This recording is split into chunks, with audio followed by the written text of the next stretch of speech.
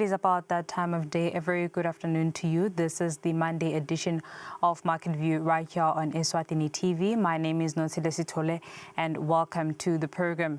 In this edition, we turn the spotlight on the Business One-Stop Shop launched by the Minister of Commerce to simplify how entrepreneurs register, operate and grow their businesses. But how accessible is it and what impact is it having on local entrepreneurs and investors? Today we unpack this key business platform, but first, our business news.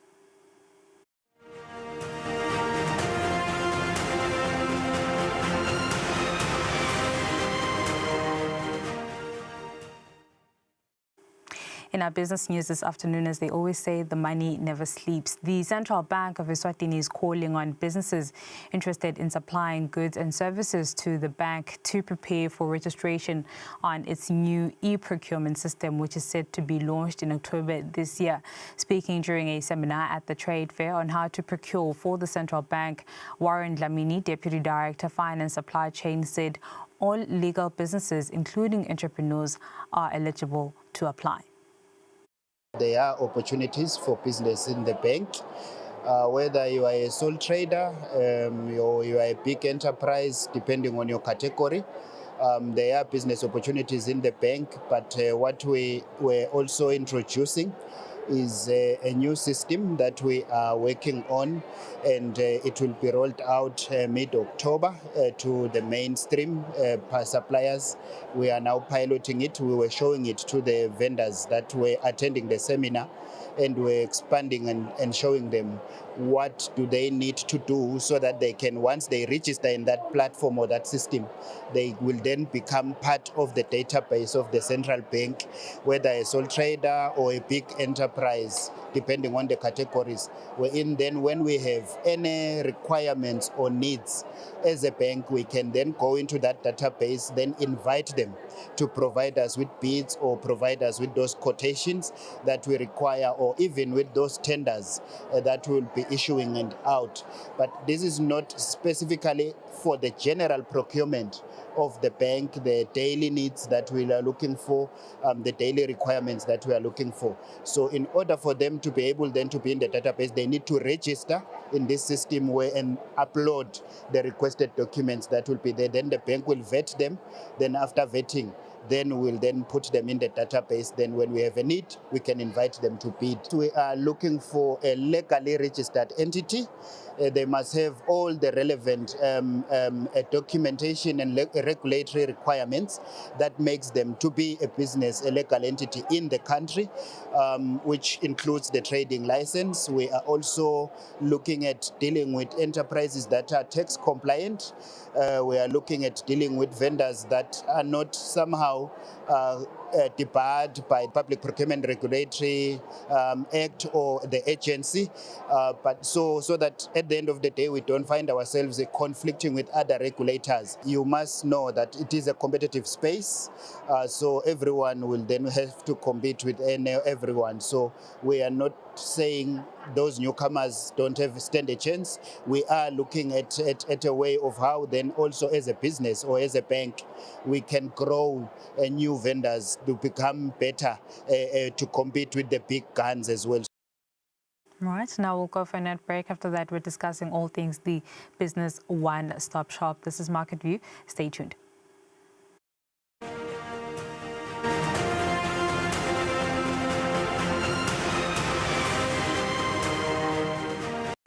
Hi, I'm Alex. Let's talk about banks, specifically central banks. Believe it or not, they're really important to our everyday lives. Central banks manage the flow of money in a country's economy, so things don't go haywire. They're typically part of the government, although they should operate independently. The specific roles of central banks vary from country to country, but they usually have a few key responsibilities. Mainly, they're in charge of monetary policy to keep prices stable. One way they do this is through what's called the interest rate, which is the cost of borrowing money. Central banks lower interest rates, making credit cheap to boost the economy. Because when credit to buy things, such as homes, food, and cars gets cheaper, people tend to buy more. And who doesn't love that? But when prices get too high, central banks can raise rates, making money more expensive to borrow. This can slow growth, but it also brings down prices. Central banks also buy and sell foreign currency. They can do this to weaken or support the value of their own currency. Stability isn't just about keeping prices steady. That's why central banks also play a key role in preserving financial stability. For example, if a commercial bank is in trouble, a central bank can give them a loan, but only as a last resort. Central banks have been using all of these tools to help keep things stable for hundreds of years. Okay, so why am I telling you this? Well, whether you're buying bread, or a pomegranate, or even starting a business, that stability is important for all of us. And here at the IMF, a big part of our job is providing policy advice that can help central banks all over the world meet their price and financial stability goals.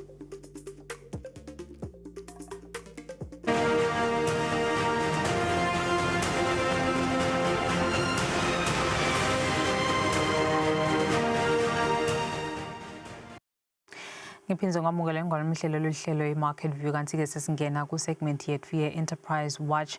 Njengoba indvuna elitiko letemabhizinisi nekuthengiselana iyethola indzawo lapho bosomabhizinisi nebahlanyela imali bakhona kubhalisa emabhizinisi abo melula e-Business One Stop Shop esibekelwe building eMbabane. Sikhulumisene nano kwethu Mavuso long-coordinator wayo le One Stop Shop. Nokwethu uqale ngekusichazela ukuthi ngumaphi emabhizinisi lasitakala kule ndzawo ne-threshold lebekiwe nekuthi bosomabhizinisi uluphi lisito labangalithola kule ndzawo. I-Business One Stop Shop is a facility leseyikhona eMbabane lentiwe or rather lebukwe ngu-Eswatini Investment Promotion Authority under the Ministry of Commerce, Industry and Trade. Lapho khona sisita khona batshali imali ukuthi bakhona ku set up in the country and actually get the experience around the business environment. Sibaniketa basically that experience around ukuthi how do they set up, baphuma kumnyango bangene kumnyango. Ikhona ke le element ya facilitation and aftercare that basically takes them through. But in this roof it is basically a streamlined place of services whereby uzokuthi somabhizinisi aqale nje azafike egcineni uthola konke under one roof. Lesikwendile ke Eswatini Investment Promotion Authority, guided by the policy of course ukuthi we have defined ukuthi somabhizinisi noma mtshali imali umbani. In this case umtshali imali wangephandle kufuna abe na 10 million to qualify ukuthi cha semutshali imali walaveni bese ke walakhaya ngoba naye sikamshinge phandle simbukele ukuthi naye from 3 million either in cash or assets uya qualify for the services leso offerishako under this roof kuzokuthi akhona naye ukuthi operations akhe aqhubeke. Kumcokwa kusho ukuthi there's a quote, let's say time is money. So we have actually come to understand ukuthi basomabhizinisi or rather batshali imali bedesikhathi lesingakanani to actually deal with paperwork kwekuqala lokho. Kwesibili ukuthi singuhulumende sizama kubambisa bona batshali imali because we understand the value they add one to the country's economy and as far as employment is concerned. So sizama kubabambisa nje ekuthenini sike sebenzisa igama lokuthi banganhlanhlatheki angade khanzi umtshali imali laveni angade sikufuna aphume kuphi angene kuphi because we understand ukuthi ema office ethu futhi akakahlalelani ufuna aphume angena but now ungene under one room under one facility wakhona kuwenta konke isikhathi esinye. Lokho one, it saves you time, two, it also helps ukuthi in a business ngale iqhubeke ioperate kangcono ungakhanzi ukuthi sesifrustrate ukuthi usomabhizinisi asebenze sekushoda leyo document side nathi lesiyigatsile ukuthi njengasomabhizinisi ufuna benayo on the ground ezasebenza. Besolo ikhona ke the office lelaka facilitation and aftercare under Eswatini Investment Promotion Authority lebelisita bosomabhizinisi just to introduce them into the business environment yakangwane ukuthi uthi nje nawo uqala wento ibusiness kangwane uqala ubheke. And then kwabe sekuyabonakala ukuthi cha we have to streamline all the services or rather siwafake under one roof whereby somabhizinisi atawungena khona aphume nako konke la kudzingayo ukuze sakhona aqhubeke aoperate esomabhizinisi lakhaya. Lesikubonile or rather lokwendekile ke we have the Ministry of Commerce, ukhona company registrar, lo settled or rather lo khona la ka one stop shop. Sinaye trading license lo khona la ka one stop shop. Bese sesina home affairs sinalaba buke ema-visa basita si-aplayele ema-visa phinde sibe nalaba sita sisi-aplayele ema-work permits. The last one is Eswatini Revenue Services. Lo sita nge-tin application nema-payments aka-commerce. Nasisakhulumisana naye nokwethu bese ongeta kabanti ukuthi uma somabhizinisi eta kutofuna lusido yini nje loku basic lokufana noma ke lokufana netimpepha lekufanele ukuthi abe nako esandleni nelinani labo somabhizinisi lesebasitakele waphindze wakhumbutana ukuthi lo hlelo lwahulumende lutholakala kuphi eveni. Sinaso slot sa-investor facilitation and aftercare lo khona kokuhlala phasi nasomabhizinisi amchazele ukuthi nangabe nje asesithi ufuna kucala wende ibhizinisi or rather operate kangwane. These are the laws and legislations la khona as far as business is concerned, and bese sesiyamguide ke labanye bafika sebavele bacalile ngiyabekisa so i-registered company but so ufuna i-trading license uba khona ke waka trading license naye ukuthi amuphe ama requirements for a trading license this is what you need, or for a permit this is what you need, ngoba akafanani lama requirements for the different stakeholders. Siba nabo ke bosomabhizinisi whereby they come kwanza ukuthi abadi ukuthi i-trading license ucalaphi. Ndawubekisa nge-trading license ngoba iyona yendiwa every year. So khanzakaleke ukuthi ngiyalo ngoba sekunaleli hlelo le-business one stop shop or rather sekunale facility ya business one stop shop sebayakhona ukuthi bangeta sibachazele or rather ba-renew even before time. Kungabi ukuthi seba-renew ngoba sekuphele isikhathi. So far sinayo i-traffic where I think osomabhizinisi labanenge bayi-appreciate le initiative because akusameli nyalo ukuthi asuke mhlambe ekuseni ayocala ka-commerce aphume aye ka-home affairs so vele tekitha khona kukwenta konke under one roof. We've got a number of companies lesibasita on a daily basis, especially as far as home affairs services are concerned, because bayaphuma bayangena bosomabhizinisi onke malanga labanye ukhanza ukuthi banema-technicians banema-specialists that come and actually batobuka emabhizinisi abo ukuthi ahamba njani. So those people siyaba-arrangela lawo ma-visa lawo ma-work permits now and again. Enyangeni nje we can facilitate over 50 work permits, we can facilitate over maybe 15 visas. Okay, sitholakala esibekelo building ground floor mhlambe nyathi road now lapha nje ngase Hilton ungena la Boom Gate the second unit ground floor kubhaliwe la ngephande business one stop shop usithola khona every day Monday to Friday 8 to 5. Leyo ngolomhlebe kungokwethu Mavuso long coordinator we business one stop shop asichazela nje kabanti ngalo lo hlelo loku simplify indlela yokwenda ibusiness eveni leSwatini. Kumanje sithatha salikhefu sibuya netindzaba temabhizinisi letihamba embili kulamanye emave.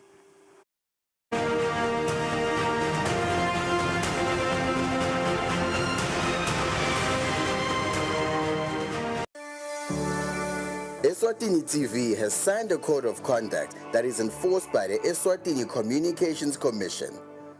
We are committed to reporting news that is accurate, comment that is fair, and programming that does not amount to hate speech or the description of gratuitous violence or explicit sex. For any complaints of our programming, please contact us on 2411-9600 or email info@eswatinitv.co.za.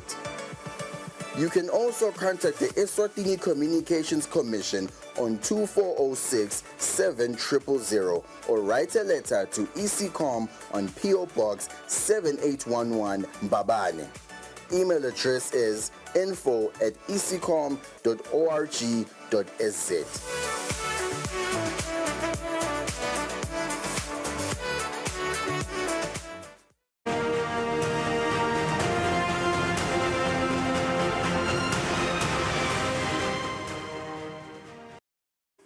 Welcome back now for our international business update. From a scrappy startup to a global media giant, YouTube has constantly evolved over its 20-year history. Bloomberg Originals examines the platform's legacy and the challenges posed by artificial intelligence and its biggest competitor, TikTok. Okay, hi. So, my name is Boxy, and it's been a while since I made a new video. I first heard about YouTube when I was in high school. Hey, it's Fred! I went to a party with Daniel, and he kissed me. Just kind of wondering, what is that? I have this really vague memory. They have really long trunks. I believe it might have been the first YouTube video ever. It was, and featured trunk enthusiast and YouTube co-founder Javed Karim. And it ignited 20 years of liking, commenting, and subscribing. 20 million videos are uploaded to YouTube every day, and the site's estimated to account for about a fifth of all internet traffic.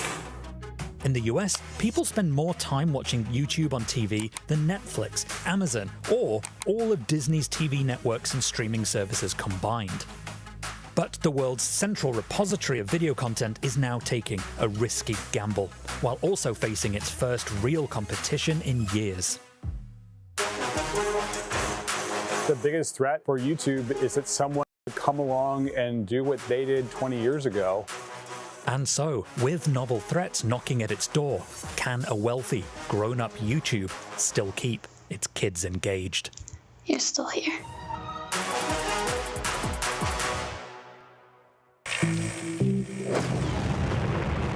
YouTube has a knack for survival.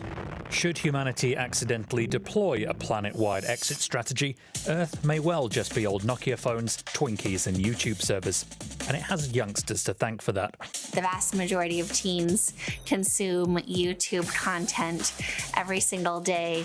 Most of the products that were popular when I was a teen are either extinct or they're for the boomer generation at this point. Just imagine MySpace or MSN Messenger holding prime real estate on billions of our home screens. The site was founded in 2005. Sharing video online was just beginning. YouTube provided this really easy way for people to just seamlessly share these little moments that might have once been stuck in sort of home video land. Within a year, YouTube was serving 30 million videos a day to 9 million people a month, with about 30,000 new clips being added every 24 hours. Broadband internet, advances in video compression software, and tools like Adobe Flash combined to help YouTube become the internet's preferred way of broadcasting itself. One of their major reasons for the success their first year was that people could embed it into MySpace, which at the time was incredibly popular. Although that made hosting and serving up video files expensive. One of the founders put up a pretty major bill on his personal credit card. It had also caught the attention of some deep-pocketed businesses at a pivotal stage in their own evolution. Google was very worried they would become obsolete if they did not have a social media component to their business.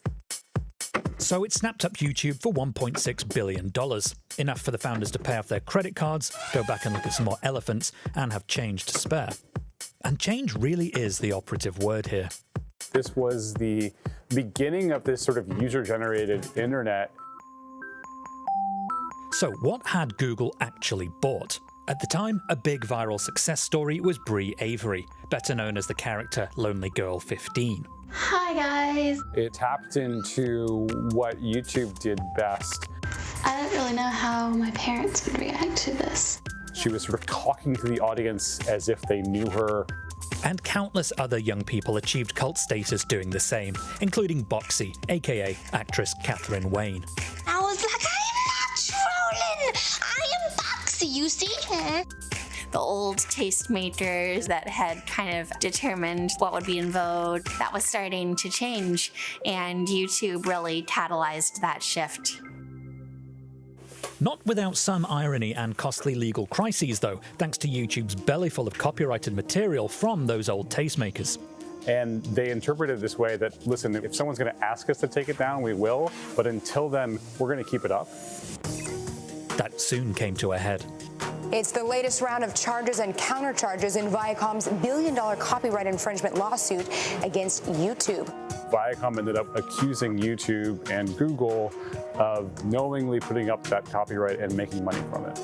After 7 years of back and forth, the companies eventually settled. Still, YouTube needed to convince the rest of the industry it was legit. What it did changed the direction of the platform for the next decade. And so began Act too. Amid the Viacom ordeal and with a global music scandal still in recent memory, Google rolled out something called Content ID. And that effectively is a piece of software that can detect when copyrighted material shows up in a video, and then it gives the owner the ability to either remove that video or make money from any ads that appear on that. And sort of overnight, that system basically let YouTube coexist with the record labels, with Hollywood studios, with TV networks. And we saw this major shift where they were willing to go to YouTube, in part because they saw a commercial pathway. And a lucrative one. Over the last 5 years, YouTube ads consistently made up 10 to 11% of all Alphabet's revenue, which has roughly doubled in that time from $183 billion to $350 billion in 2024. That year, YouTube ad sales hit $36 billion, almost as much as Disney, Paramount, Fox, and NBC Universal combined. But back to our timeline. In 2010, YouTube introduced the next key feature that would lead to all that. They built this format called the skippable ad, which seems kind of counterintuitive, but now we're all familiar with this, right? Skippable ads incentivized marketing departments to create compelling promos that people wouldn't want to ignore. Whether you own one donkey or dozens, we can help protect what matters most. And then, this. When I grow up, I'ma be a supermodel. In 2012, YouTube made this seismic change in switching over to prioritize what it's called watch time. This disincentivized clickbaity videos and encouraged users to upload stuff people actually wanted to watch. Beauty vlogging, makeup tutorials became really popular, video game live streams. And that's in part why podcasts are really popular on YouTube. People put it on in the background and just keep it on for hours and hours. The total amount of time people spend watching short clips remains significant, but more time's now given to videos 20 minutes or longer than all the little ones put together. Come to think of it, we should probably have padded this video out a bit more. Have a cat on a keyboard. In its second decade of life, YouTube's enduring popularity with younger audiences brought about new obstacles. One of the most infamous crises they had to deal with was New Year's Eve 2018. Logan Paul, at the time, was one of the biggest YouTubers in the world, had gone to shoot this series in Japan. This forest is also known as the Japanese suicide forest. I should have never posted the video. I'm sorry. YouTube toughened its content policies after this, but vetting the 20 million uploads it says users make each day is notoriously difficult. There's been, in the mid-2010s, terrorism content on YouTube that people found was being advertised against, and that's just not something that any advertiser wants. You saw a major boycott of advertisers at the start of 2017 around content moderation issues. Most returned after content rules were tightened further, and non-compliant videos were removed more quickly. But YouTube now exists in a political era, at least in the US, where aggressive moderation is less popular. Their trust and safety teams have been really hit hard by layoffs in recent years. YouTube and Google are both trying to have a lighter touch, not really moderate so heavily. They'll need to deal with those industry-wide responsibilities while maintaining the unique loyalty of YouTube's users and the 20 billion videos they've uploaded, and do so in the face of unprecedented competition.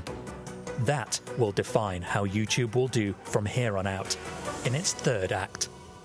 YouTube has many existential threats: regulatory pressure, misinformation, antitrust issues, and the new elephant in the room. The massive repository of videos that YouTube has built up through the years has become this incredibly valuable asset to train AI models. It doesn't allow other companies to scrape its data, but it kind of gives some wiggle room that Google itself could be doing the scraping for its own AI model. And so it's a real moral dilemma. You know, in some extreme cases, people think of it as stealing. And so now there's a real fear among some creators that they have unwittingly armed artificial intelligence to replace them. Google DeepMind has developed a video generation AI model, and so you type in whatever thing you want to see in a video, and then the AI model will generate the actual content. Or possibly just vast quantities of junk, so-called AI slop. And, you know, as that takes over platforms like Google Search and YouTube, it is a challenge for the platforms to wade through more of this stuff. Although the jury's out on whether this is bad for YouTube. Fundamentally, it's an advertising company, and if there's more AI content on there, there could just be more advertising. Talk to people inside the company, their explanation here is that they are building these AI tools for creators that are going to be incredibly beneficial to them. Things like translation and dubbing, which can help creators reach foreign audiences. The words I'm saying right now could be instantaneously in Spanish, in Mandarin. 而且不仅如此，他们还会用我的声音说话，就好像我是一个以普通话为母语的人一样。But for anyone unhappy with Google's AI strategy, there's now that real alternative we mentioned. TikTok has become probably the fiercest competition that YouTube has faced in its lifetime. TikTok is not only very popular with the younger generation, it's also probably the first platform to come around and build up a successful creator industry. YouTube still pulls the greatest number of teenage eyeballs, if you'll forgive the horrific mental image, but TikTok isn't far behind, prioritizing the short, snappy viral treats YouTube used to feast on. YouTube really needs to remain the go-to place for young people. That is what has kept it at the center of the conversation for so long. There's a former executive at YouTube that told me this. It was these 3 different stages that every company goes through: joke, threat, obvious. In YouTube's first years, it was kind of seen as a joke. It was dogs on skateboards. It was a ragtag team. It was not taken very seriously. Then its next evolution was becoming this threat, a threat to social media companies, a threat to television in Hollywood. Then it entered a third phase where it is obvious. It's just there. It is the sleeping giant of modern media. But to keep it that way and defy the metaphorical warheads of politics, AI and TikTok, YouTube needs the future Lonely Girl 15s and Boxies of the world to trust it. They formed the bedrock of the platform's success, and for the first time, they no longer need to stay subscribed. I think that's about it. Bye!